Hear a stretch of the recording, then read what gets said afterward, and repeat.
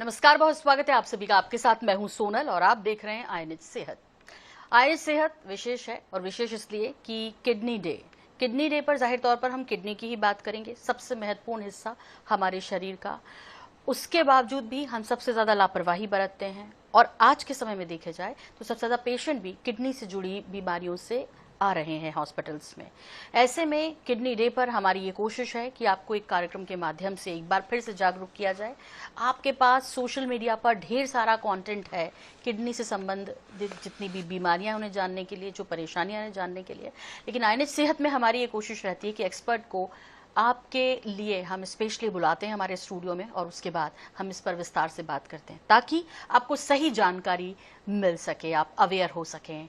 तो किडनी, जैसा मैंने कहा, कि हमारे शरीर का बेहद महत्वपूर्ण अंग है। खून को साफ और शरीर से विषैले पदार्थों को बाहर निकालने का काम करती है। लेकिन बदलती जीवन शैली, डायबिटीज, हाई ब्लड प्रेशर और गलत खान पान के कारण किडनी से जुड़ी कई बीमारियां तेजी से बढ़ी हैं।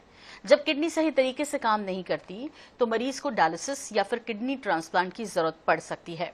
किडनी ट्रांसप्लांट एक ऐसी सर्जरी भी है जिसमें खराब किडनी की जगह एक स्वस्थ किडनी को लगाया जाता है, जिससे मरीज को नई जिंदगी मिल सके। हर साल भारत में करीब 2 लाख मरीजों को डायलिसिस की जरूरत पड़ती है, लेकिन ट्रांसप्लांट की संख्या इससे बहुत कम है। विशेषज्ञों के मुताबिक अधिकांश लोगों को 80% किडनी खराब होने के बाद ही बीमारी का पता चलता है, क्योंकि शुरुआती लक्षण बहुत कम दिखाई देते हैं। तो ऐसे में बहुत जरूरी है कि हम बीमारी को बढ़ाने की जगह क्यों ना हम उसको पहले ही जान लें, पहचान लें और उस पर एक्सपर्ट्स की राय ले लें, ताकि हम उस बीमारी को बढ़ने ना दें और एक स्वस्थ जीवन शैली जी सकें। तो इस विषय पर ज्यादा जानकारी के लिए हमारे साथ मौजूद हैं इस वक्त स्टूडियो में डॉक्टर शिवम पटेल, जो कि नेफ्रोलॉजिस्ट और ट्रांसप्लांट फिजिशियन है, और श्री वेंकटेश हॉस्पिटल रायपुर से हमारे साथ अपने महत्वपूर्ण समय को निकाल कर यहाँ पहुंचे हैं। दर्शकों, आपके लिए बहुत स्वागत है डॉक्टर शिवम आपका। और सबसे पहले तो आपसे यही जानना चाहूंगी कि किडनी की बीमारी, जिसमें 80% तक उसे खराब होने के बाद जानकारी मिलती है, लेकिन सबसे महत्वपूर्ण अंग भी है, क्योंकि विषैले पदार्थों को निकालना है, खून को साफ करना है। इसके बिना सारे अंग जो हैं वो आपके काम नहीं करेंगे यदि ये खराब हो जाती है, या कहें कि कई बीमारियों की जड़ बन जाएगा हमारा शरीर। ऐसे में किडनी डे कितना महत्वपूर्ण, चूंकि हम आज उसी पर बात कर रहे हैं, आपको लगता है कि कितना महत्वपूर्ण है इस विषय पर बात करना आज के संदर्भ में, आज की लाइफ स्टाइल के संदर्भ में? देखिए, किडनी डे मार्च के सेकंड थर्सडे को होता है हर साल। इसका मुख्य उद्देश्य यह है कि जो जनरल पब्लिक है उनको, जैसे कि किडनी की बीमारियों के बारे में थोड़ा अवेयरनेस हो। ऑलरेडी सबको पता रहता है कि किडनी की बीमारी जब बहुत सीवियर हो जाती है तो सूजन वगैरह होने लग जाता है, ब्लड की कमी होने लग जाती है। लेकिन जब स्टार्टिंग में होता है तो किसी को पता नहीं रहता।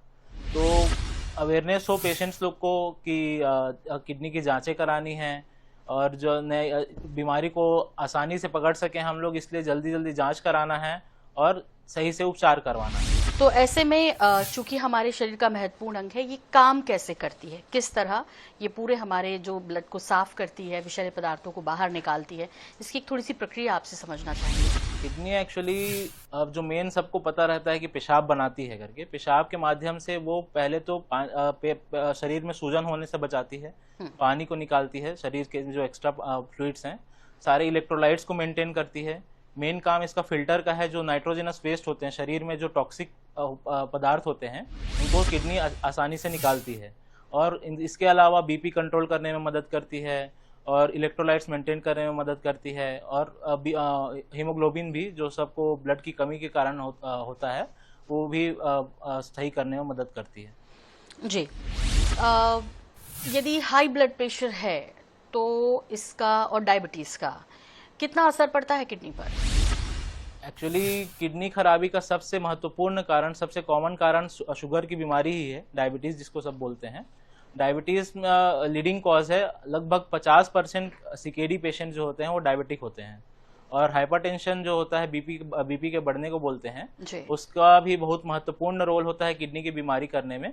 और किडनी बीमारी होने से पहले और उसके होने के बाद ये दोनों चीज़ें बहुत ज़्यादा अफेक्ट करती हैं कि आगे का किडनी की बीमारी कैसे प्रोग्रेस करती है और कितना सीवियर उसको पेशेंट को हो सकता है बीमारी। तो चूंकि आपने कहा कैसे प्रोग्रेस करती है, तो आइए सबसे पहले तो उसके शुरुआती लक्षणों को समझ लेते हैं आपसे कि वो कौन कौन से शुरुआती लक्षण होते हैं। क्योंकि जैसे कि आपने कहा कि भाई बहुत लेट पेशेंट आते हैं जब चीज़ें हाथ से निकल जाती हैं, तो शुरुआती लक्षण क्या हो और कब किसी भी व्यक्ति को जो उसको दिखाई दे तो उसको फिर अस्पताल का रुख करना चाहिए? देखिए, किडनी बीमारी जब सीकेडी बोलते हैं उसके 5 स्टेजेस होते हैं। तो जनरली जो स्टेज 3 के पहले तक किसी पेशेंट को कोई भी दिक्कत नहीं होती है। कुछ पेशेंट को हो सकता है कि बीपी बढ़ने लग जाए। कई बार स्टार्टिंग में जब पेशाब से झाग निकलने लग सकता है, कि पेशाब से खून निकलने लग सकता है। जैसे ही बीमारी बढ़ने लग जाती है, पैर में सूजन आने लग जाता है, बीपी पहले जो कंट्रोल था बीपी वो अब कंट्रोल के बाहर चला जाता है, खून की कमी होने लग जाती है, थकावट होने लग जाता है। ये सारे लक्षण हैं जिससे हम लोग कम से कम किडनी के डॉक्टर को एक बार सलाह ले लेनी। जी। तो यदि आप ऐसे किसी भी लक्षण को महसूस कर रहे हैं या आप अपने किसी परिजन में देख रहे हैं, पारिवारिक सदस्य में देख रहे हैं, कहीं भी अपने आसपास देख रहे हैं, तो आपको उनको ज़रूर ये सलाह देनी चाहिए कि आपको अब डॉक्टर को ज़रूर दिखा लेना चाहिए। डॉक्टर शिवम, वो कौन कौन से टेस्ट हैं जो हमें ज़रूर करवाने चाहिए यदि इस तरह की कोई शिकायत हम महसूस कर रहे हैं? किडनी के डिपार्टमेंट में 3 बेसिक टेस्ट होते हैं। एक तो ब्लड का जांच होता है जो आरएफटी के नाम से सब लोग जानते हैं, रीनल फंक्शन टेस्ट होता है, जिसमें सबसे इम्पोर्टेंट क्रिएटिनिन और यूरिया की वैल्यू होती है। उससे हम लोग जीएफआर कैलकुलेट करते हैं, जिसके बेसिस पे स्टेजिंग हो जाता है किडनी का। दूसरा जांच होता है यूरिन का। यूरिन का रूटीन माइक्रोस्कोपी जांच होता है। यूरिन में कितना प्रोटीन निकल रहा है उसके लिए यूपीसीआर या यूरिन एसीआर करके जांच होता है। और तीसरा जांच होता है किडनी का सोनोग्राफी। ये तीनों जांच हमारे हिसाब से करवा लेनी चाहिए जब भी किडनी की दिक्कत का लक्षण का पहला दिखे आप। डॉक्टर साहब, कई लोग ना बिना जांच के ही दर्द हो रहा है तो खुद ही डॉक्टर बनने की कोशिश करते हैं, ओवर द काउंटर दवाएं भी लेते हैं, मन से ले लेते हैं। किसी ने बोल दिया कि यार किडनी में ये दवाएं हमें सूट की थी, आप भी ले लो, आप देख लो। ये कितना खतरनाक है? जो दर्द की दवाइयाँ कॉमनली जो ओवर द काउंटर मिल जाती हैं, जैसे कि इबुप्रोफेन कोई भी ले लेता है, डिक्लोफिनेक सबने सुना रहता है, ये सारी दवाइयाँ किडनी की ब्लड सप्लाई को कम कर देती हैं। और भी बहुत सारे कारण हैं, सीधा किडनी पे भी इंजरी करती हैं वो। तो ये सब के कारण जो जिनकी किडनी ऑलरेडी खराब रहती है वो और बढ़ जाती है सिवियरिटी में, और जिनकी किडनी खराब नहीं रहती है और उनकी किडनी को एट रिस्क कर देता है खराबी करने में। जी डॉक्टर साहब, एक सवाल और यहाँ पे मेरा है आपसे, और वो ये कि देखिए हमने लाइफ स्टाइल को इसके लिए जिम्मेदार माना। क्या बच्चे, छोटे बच्चे, उनकी तो लाइफ स्टाइल इस तरह की नहीं होती, उनमें भी इस तरह की प्रॉब्लम देखने को मिल रही है, उसके क्या कारण रहते हैं मुख्य? बहुत सारे कारण हैं। जैसे सबसे पहले कुछ बच्चे प्री मैच्योर पैदा हो जाते हैं। आइडियल वेट तो 3 kg होना चाहिए एट बर्थ। कई लोग का 2 किलो, 2.5 किलो, अब तो 1-1.5 किलो के भी बच्चे पैदा होने लगे। तो जो बचपन से कम वेट वाले पैदा होते हैं उनमें नेफ्रॉन्स एक चीज होती है जो किडनी की एक यूनिट होती है। बहुत सारे नेफ्रॉन से मिलकर दोनों किडनी बनती है। तो एक नॉर्मल हेल्दी एडल्ट में लगभग जैसे 9 लाख तक होने चाहिए नेफ्रॉन्स। जब बच्चा कम वेट का पैदा होता है उनमें 2 लाख, 2.5 लाख ऐसे ही रहते हैं। तो लोग ऑलरेडी एट रिस्क रहते हैं। और भी कई सारे सिंड्रोम्स होते हैं जो कि बच्चों में ज्यादातर देखने मिलता है, जैसे नेफ्रोटिक सिंड्रोम वगैरह, जो बच्चों में ज्यादा कॉमन रहता है। जी। अभी आपसे ये भी समझना है कि जिस तरह से आपने कहा लाइफ स्टाइल तो इसमें जिम्मेदार भी है, जेनेटिकली तो इसमें कोई प्रॉब्लम नहीं होती होगी? जेनेटिकली भी होता है, बच्चों में जेनेटिक होता है। कई बार बड़े जब 30-40 साल के, 50 साल के हो जाते हैं तब जेनेटिक धीरे धीरे असिम्टोमेटिक स्टार्टिंग में रहता है, फिर धीरे धीरे कवर कर लेता है। बड़ों में जैसे कि एडीपीकेडी नाम की बीमारी है वो जेनेटिक हो सकती है। बच्चों में नेफ्रोटिक सिंड्रोम जेनेटिक होती है, एफएसजीएस नाम की जेनेटिक होती है। काफी रहता है जेनेटिक का रोल, लेकिन साथ में कई पेशेंट लोग का जेनेटिक होने के बावजूद भी कोई सिम्टम्स आते नहीं। साथ में जब लाइफस्टाइल वाले फैक्टर्स उनके ऐड हो जाते हैं, जो परहेज करना रहता है वो नहीं कर पाते हैं, तब बीमारी सामने आ जाती है। जी डॉक्टर साहब, ऐसी भी कोई जांच होती है क्या? मतलब जैसे मुझे लगे कि मुझे करा लेना चाहिए, कोई पैरों में सूजन नहीं है, कुछ और जो आपने लक्षण बताए वैसा नहीं है, लेकिन मुझे कहीं डाउट है कि यार ठीक से जो एक सिस्टम को चलना चाहिए वो नहीं चल रहा है। सबसे कॉमन जांच जो एटलीस्ट साल में एक हेल्दी इंडिविजुअल को भी कराना चाहिए वो एक केएफटी का जांच है, किडनी फंक्शन टेस्ट। अच्छा। उसमें क्रिएटिनिन और यूरिया की वैल्यू है।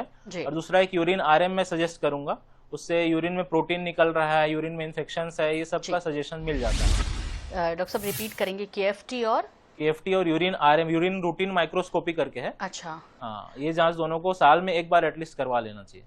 तो ये एक बहुत महत्वपूर्ण जानकारी डॉक्टर शिवम ने दी है, और मुझे लगता है कि आपको किडनी डे पे जरूर प्रण लेना चाहिए कि भाई एटलीस्ट एक बार साल में आपको कोई लक्षण नहीं भी दिख रहे हैं, कई बार नए सिम्टम्स दिखते हैं, तो आपको जरूर कराना चाहिए और श्योर हो जाना चाहिए कि भाई जो फंक्शन आपकी बॉडी में सबसे महत्वपूर्ण है वो स्वस्थ है। तो इन 2 टेस्ट पर आप जरूर गौर फरमाएं। और डॉक्टर साहब, मैं आपसे ये भी समझना चाहती हूँ कि अब हम चूंकि लाइफ स्टाइल की बात कर रहे हैं, यदि हम कम पानी पीते हैं तो भी क्या किडनी की प्रॉब्लम हो सकती है? ज्यादा नमक का इंटेक करते हैं तो भी हो सकती है? और क्या कुछ खाने में हमें नहीं लेना चाहिए जिसकी को आप सलाह देंगे, जिसके लिए हमारे दर्शकों को कि कम से कम इसे अवॉइड करें तो आप किडनी की किसी प्रकार की बीमारी से बच जाएंगे? कोई जैसे कि बहुत सारे फैक्टर्स होते हैं, किसी एक में कम, जैसे कोई पेशेंट या नॉर्मल इंडिविजुअल है जो कि कम पानी पी रहा है, तो आप उसका तुरंत चेक कराएंगे तो नहीं दिखाएगा। लेकिन मान लो वो 2-3 फैक्टर्स है, जैसे कि मान लो वो दर्द की दवाइयां खाता है, कोई बाहर ओवर द काउंटर दवाई खा रहा है, कोई फिर डिहाइड्रेशन हो रहा है, उसको पानी की कमी हो जा रही है, तो ये सब कारण से उसको एक्यूट किडनी इंजरी हो सकती है। इसमें कोई डाउट नहीं। जी नहीं, मतलब नहीं भी है तो भी हमें नमक कम लेना है, पानी ज्यादा पीना है, ये सजेस्ट हर करते हैं? पेशेंट के लिए ऐसे हार्ड लाइन नहीं है। कुछ अब जैसे कि पेशेंट जो जिनको हाइपरटेंशन है, बीपी बढ़ा हुआ है, उनको नमक में परहेज करना चाहिए, और ऐसे एक्सेसिव नमक तो किसी को नहीं खाना चाहिए। जो नॉर्मल पेशेंट्स हैं वो नॉर्मल क्वांटिटी में नमक खा सकते हैं। आप हाई ब्लड प्रेशर पर बार बार फोकस कर रहे हैं, लो ब्लड प्रेशर वालों को किडनी की समस्या नहीं हो सकती? हो सकती है जी। जनरली एक्यूट किडनी इंजरी होती है, जो लो ब्लड प्रेशर वाले पेशेंट रहते हैं उनको शॉक बोलते हैं, जिसके कारण बीपी 100 जो सिस्टोलिक वाला रहता है वो 100 से कम चला जाता है, तो उसके कारण समस्या बढ़ जाती है। आजकल छत्तीसगढ़ के जो उड़ीसा बॉर्डर वाले पेशेंट्स हैं, उस साइड एक और सीकेडी नाम की बीमारी आ रही है, जिसमें बीपी बहुत लेट स्टेज में बढ़ने लग जाता है। जनरली स्टेज 4 स्टेज 5 तक भी कई बार बीपी लगभग उनका नॉर्मल रहता है। जी, तो कहने का मतलब ये है कि बेहद सावधानियां आपको बरतनी है, तब जब अभी पानी शुद्ध नहीं है, हवा शुद्ध नहीं है, आपका खान पान ठीक नहीं है, जंक फूड आप कुछ मजबूरी में ले रहे हैं, कुछ शौक से ले रहे हैं, कुल मिला के आपको अपनी किडनी के स्वास्थ्य का बहुत ध्यान रखना है। इसके बाद जरूरत पड़ती है यदि वो हाथ से केस बाहर निकल गया, डायलिसिस की। डॉक्टर साहब, डायलिसिस किस तरह से प्रभाव डालता है और ठीक करता है इसे? कितनी बार जरूरत पड़ती है, किन परिस्थितियों में पड़ती है? डायलिसिस के इंडिकेशन में एक तो एक्यूट किडनी इंजरी होता है, जो कि अभी अभी अचानक से हुआ है, पेशेंट को बहुत ज्यादा इन्फेक्शन हो गया मान लीजिए, और उससे किडनी खराबी होने लगी। 1-2 बार डायलिसिस की जरूरत पड़ सकती है, फिर उसके बाद रिकवर भी कर सकता है पेशेंट। दूसरा एक है क्रॉनिक किडनी डिजीज, उसके कारण भी डायलिसिस की जरूरत पड़ सकती है, और उसमें जब डायलिसिस की जरूरत पड़ती है तो वो लगभग जिंदगी भर चलानी पड़ती है। डायलिसिस 2 प्रकार के होते हैं, एक ब्लड वाला डायलिसिस होता है जिसको हीमोडायलिसिस बोलते हैं, एक पेट वाला डायलिसिस होता है जिसको पेरिटोनियल डायलिसिस बोलते हैं। जी, तो आमतौर पे किसी मरीज को कितनी बार डायलिसिस कराना पड़ता है हफ्ते में? ब्लड वाले डायलिसिस के लिए हम लोग मिनिमम 2 बार हफ्ते में करवाना चाहिए, लेकिन जिसका पेशाब धीरे धीरे किडनी की बीमारी या डायलिसिस के कारण भी कई बार पेशाब 500 ml दिन भर में से धीरे धीरे पूरा 0 हो जाता है किडनी वाले मरीजों का। जिनका पेशाब बिल्कुल नहीं आ रहा है उनको आइडियली 3 बार कराना चाहिए हफ्ते भर। जी, जिनका डायलिसिस प्रोसेस चल रहा है वो क्या सामान्य जिंदगी जीते हैं? जी हाँ, जी सकते हैं। हाँ, जी सकते हैं, सामान्य जिंदगी जी सकते हैं, लेकिन डायलिसिस में भी इन्फेक्शंस का रिस्क रहता है, बीपी कम हो जाने का रिस्क रहता है, जिसके कारण हार्ट पे भी दिक्कत आ सकती है, तो रिस्क उसमें भी है। डॉक्टर साहब, आप क्या प्रिस्क्राइब करते हैं जब डायलिसिस आपका चल रहा हो, तो किस तरह की सावधानियां आपको बरतनी है ताकि चीजें और बिगड़े ना और आपको पूरा फायदा मिले डायलिसिस का? सीकेडी पेशेंट जो डायलिसिस पे हैं उनको ये ध्यान रखना चाहिए कि नमक का परहेज करें, क्योंकि नमक से बीपी के अलावा पानी भी शरीर में डिटेंशन हो जाता है, जिससे बहुत ज्यादा हर 2 डायलिसिस के बीच में वजन बढ़ जाता है उनका, और जितना ज्यादा पानी निकालना पड़े अगले डायलिसिस में उतना बीपी कम होने का रिस्क रहता है। दूसरा, फ्रूट्स अवॉइड करना है। फ्रूट्स में सेव, पपीता, अमरूद ये सब ले सकते हैं, वो भी मॉडरेट क्वांटिटी में। इसके अलावा तो बाकी बनाना हो गया, कोकोनट हो गया, ये सब अवॉइड करना है, क्योंकि इनसे पोटेशियम बढ़ सकता है, जिससे कारण सीधा हार्ट अरेस्ट हो सकता है। जी डॉक्टर साहब, डायलिसिस एक दर्द भरी, जोखिम भरी प्रक्रिया है, कितना इत्तेफाक रखते हैं?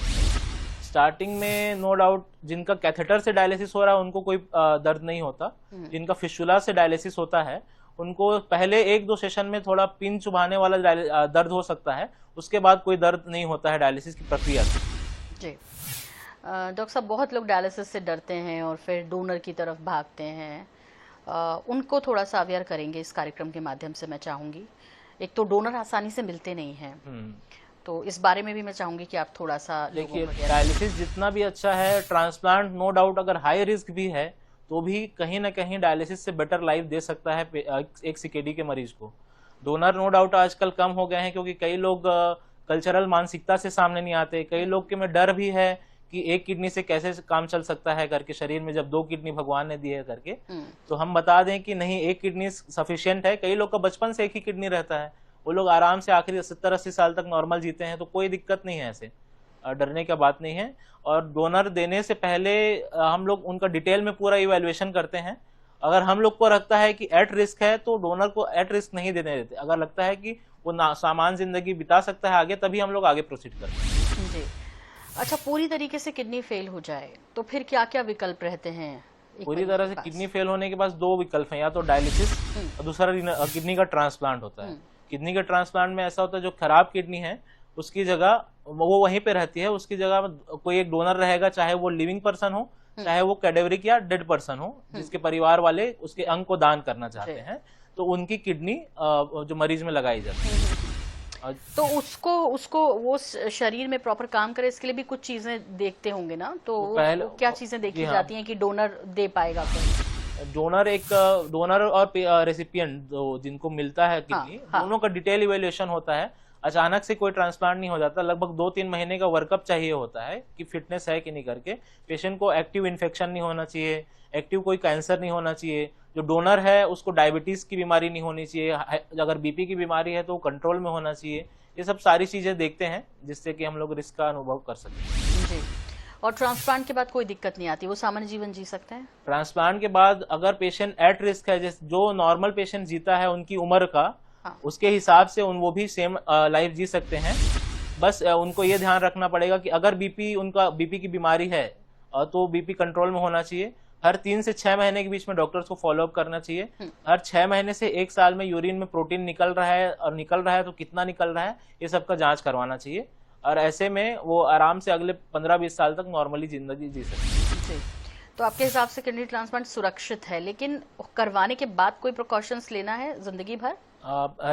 जो डोनर है उनके लिए प्रिकॉशंस ये है कि ओवर द काउंटर ड्रग्स ना लें ज्यादा, और ज्यादा जो किडनी को इंजरी कर सकती हैं, जैसे कि एंटीबायोटिक्स जो हाई ग्रेड वाली रहती हैं, वो एक नेफ्रोलॉजिस्ट के कंसल्टेशन के अंदर में लें, ओवर द काउंटर ना लें। दर्द की दवाइयां भी एक या तो लिमिट में लें या एक बार अपने जो नेफ्रोलॉजिस्ट हैं उनको कंसल्ट करके लें। जी डॉक्टर साहब, आज के समय में युवाओं में ये बहुत प्रॉब्लम देखने को मिल रही है। एक तो कॉमन सी वजह है इसकी लाइफ स्टाइल आपकी, जंक फूड आपका, यदि आप किसी चीज का एडिक्शन रखते हैं तो, इसके अलावा और आजकल युवाओं में शुगर की बीमारी भी बढ़ रही है, बीपी भी नए जो 30 साल के नीचे हैं इंडिविजुअल्स उनको भी होने जा रहा है। ये सारे मेजर फैक्टर्स हैं।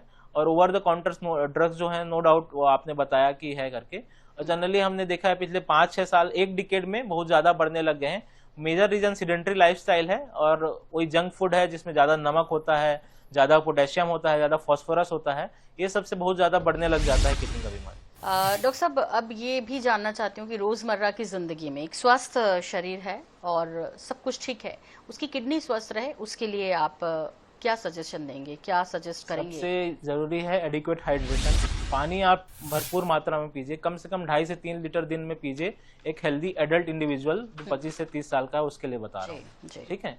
और पानी के अलावा फिर वही है कि बीपी का अगर पेशेंट है या शुगर का अगर पेशेंट है तो अपने ही डॉक्टर को दिखाएं, वो एक्चुअली कंट्रोल में होना चाहिए। पैर में सूजन वगैरह आए तो तुरंत दिखाना चाहिए। और एक्सरसाइज करना चाहिए, हफ्ते में कम से कम 150 मिनट करना चाहिए। मॉडरेट इंटेंसिटी का एक्सरसाइज करना चाहिए, बहुत हैवी एक्सरसाइज करने की जरूरत नहीं है। और जो ओबीस पेशेंट है उनको वेट लॉस करना चाहिए, और जो ओबीस है उनको ओवर वेट की कैटेगरी में कम से कम आना चाहिए। तो ये सबसे बहुत ज्यादा फायदा देखा गया है किडनी की बीमारी से बचाव। तो यदि ये सारे सुझाव आप अपनाते हैं तो जाहिर तौर पर आप किडनी की बीमारी से बचे रहेंगे, किडनी फेल होने से बचे रहेंगे।